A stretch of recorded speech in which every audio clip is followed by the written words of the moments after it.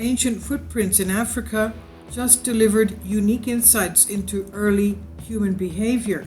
This is by Peter Dockrell on Science Alert.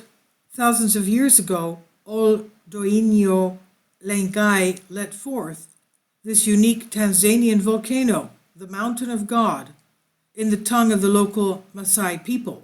It erupted on an unknown day in prehistory, sending a deluge of ash and lava down its sacred slopes.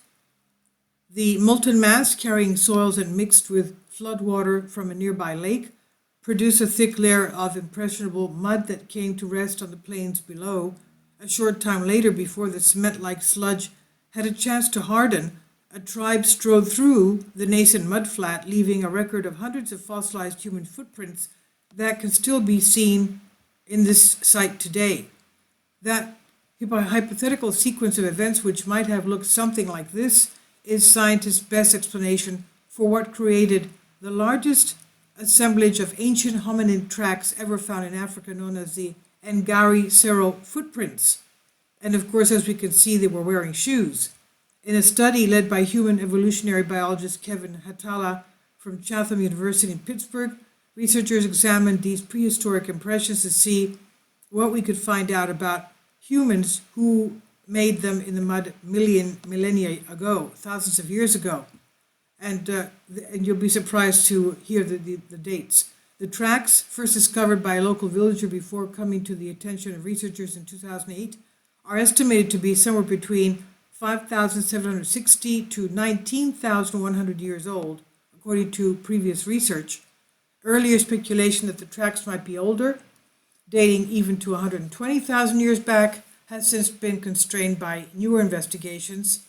In any case, what makes Ngari Sero special is not so much its age. For that, the nearby Leatoli tracks about 60 miles away take the cake, representing what most researchers accept as the oldest footprints on the planet that can be attributed to early hominins of about 3.7 million years old. Rather, what sets Ngari Sero apart is the vastness of its collection of preserved tracks, 408 footprints in total, left behind by a large group of individuals. Who were these ancient Africans, and what were they doing as they crossed the plains so long ago? Of course, we will never be able to comprehend the full scope of their lives and long-gone culture, but it's amazing what scientists can, in fact, capture and reconstructing details of this vanished community from the way they walked thousands of years in the past. Hatala and his team say all of the footprints were left by barefoot humans, given individual toe impressions are easily distinguishable in the tracks. Among the footprints, 17 sets of tracks look like they were created by individuals at moderate walking speed, likely representing a group that has moved together in unison in a southwesterly direction. In this group, it's thought that 14 of the individuals were adult females, together with 2 adult males and 1 young male.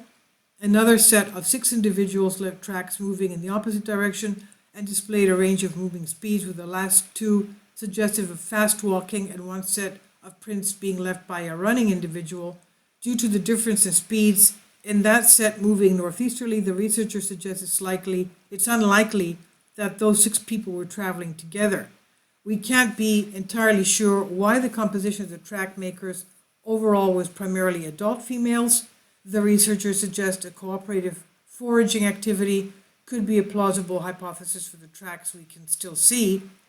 Quote, modern human foragers are unique among primates in that they typically forage together, and in that they typically divide labor between the sexes, the author explained in their paper.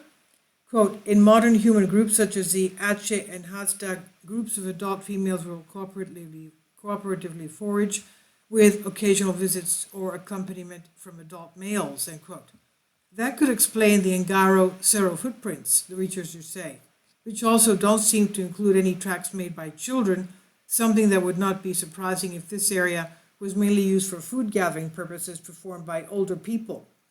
Aside from nursing infants who are likely to be carried, children are typically excluded from these types of group foraging activities and left behind in camps, according to what the team explains.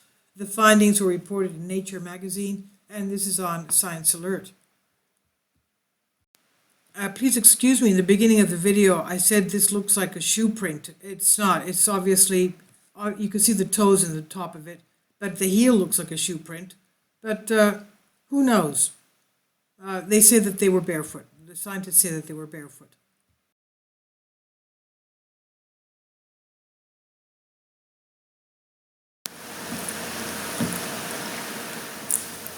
If you'd like to join me on my Patreon account, you will hear content not covered by mainstream media. These riveting stories will be based on my research, and I will state my opinions and give my personal insight on diverse and controversial subjects and world events not covered by mainstream media, and not supported by YouTube guidelines. So whatever I have on my Patreon, most of those will not be on my YouTube channel. Please consider becoming a member today. More of the most significant and important videos will be on my Patreon channel. Your support helps me to continue my research and keeps this YouTube channel alive. And we depend on your support, your generous charity, because we help economically challenged families here in Athens, Greece, in Kapota, and we also help the young generation with university tuition and the community around our church. Thank you.